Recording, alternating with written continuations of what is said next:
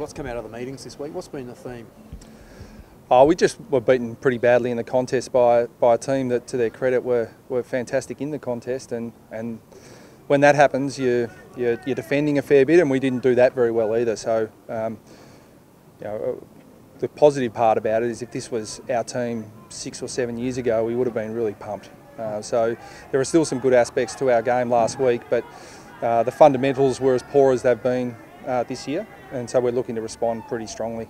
Did you read on the Demons? I think they admitted that they echoed what you tried to do to Adelaide.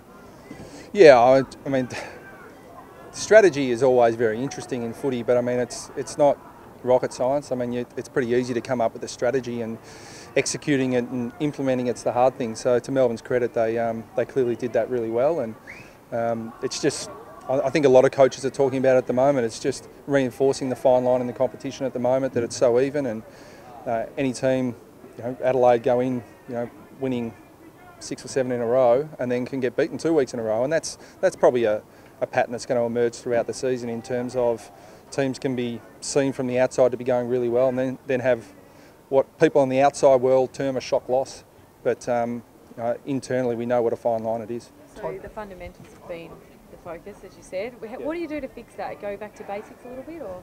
Yeah, look, it's fortunately it's not something that's been a week-to-week thing. It's been a bit of a one-off, but again, and it's not just us. I mean, I give full credit to Sydney. They looked like the grand final team of the last few years last week. They were really hard in the contest. Their work rate from the contest was exceptional, and we weren't able to match it. Now, I think we can match it and exceed it, but we certainly didn't display that last week. Todd just walked past how big a weapon is he. We all know about Melbourne's ruck problems and the differential and hit-outs, etc., and he's dined out on them in the past. But what are your thoughts there? Yeah, the ruck dominance against Melbourne the last 3 weeks hasn't translated to clearance dominance, so I think it's a bit of a concern for the game, full stop, that sides are. And I'm sure Melbourne would like to have Max Gawn, there's no doubt about that, but clearly in the clearance area it hasn't hurt them. So we've got to be really careful in the game that we don't breed out the really high quality, potentially a little bit immobile ruckmen who can get their hand to it at the contest, because there are a lot of rules that are coming in that are detrimental to ruckmen. Game's pretty clear on trying to reduce stoppages. Well, clearly that doesn't help a ruckman. So yeah, it's something that we'll look to take an advantage in, but other teams haven't been able to do so far. So we'll have to come up with our own plan, and hopefully our inside midfielders can finish off Goldie's work. What have you noticed? What are Melbourne doing well in that area? Oh, they're really pretty hard in the contest is the start of it. They've got some really good inside players in there. Young Clayton Oliver's an emerging superstar of the comp, and Jack Viney probably already is. So they're two young guys that are leading the way for them, and they've got a whole band of midfielders that are assisting really well. So they're doing their homework, and their inside mids are finishing the job. So full credit to them. We've heard your feelings about Wadey's suspension last week, obviously, but I imagine he'd be really champing at the bit to get out there and have another crack. Yeah, he is. It's he's really good, fresh up from a spell. So we're certainly hoping that vein of form continues. But it's good to have him back. But on the downside, it's frustrating to lose Trent Dumont to concussion as well. So we'd like to bring our good players back in while not losing any. While we're touching on selection, obviously Andrew Swallow, obviously a lot of discussion about him in recent weeks, and you talked about the hardness of Melbourne's midfield. Does he help counter that? Yeah, we'll announce that about 4:30. Where's he at, Brad? He's out the track. No, he's in the mix. I mean, he's in our squad, so I mean that gives you an idea of where he's at. But he's responded to the coaching points that we put to him, and we know what a fierce competitor he is, and he's a player who's given his heart and soul to this football club. So I think I said last week that we've far from seen the last of Andrew Swallow. So we'll get through training today and then finalise our side. If he does get back in, does he still play a lot up forward? Well, he'll play where we pick him. I mean, once we finalise the actual 22, we'll work out what that looks like. You mentioned Melbourne's last 3 weeks and just their resilience and everything. Are they different to the side that you've beaten 15 times in a row? The side that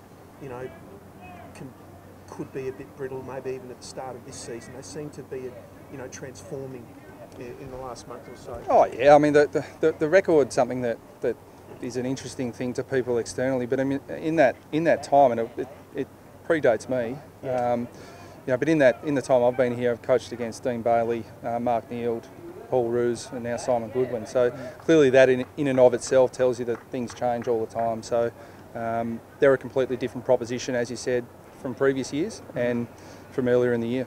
Only game at the G. We see sort of differences in teams. Some teams seem to have a lot of trouble there. Obviously, West Coast well documented, and others reckon the ground makes no difference. What does it pose for you?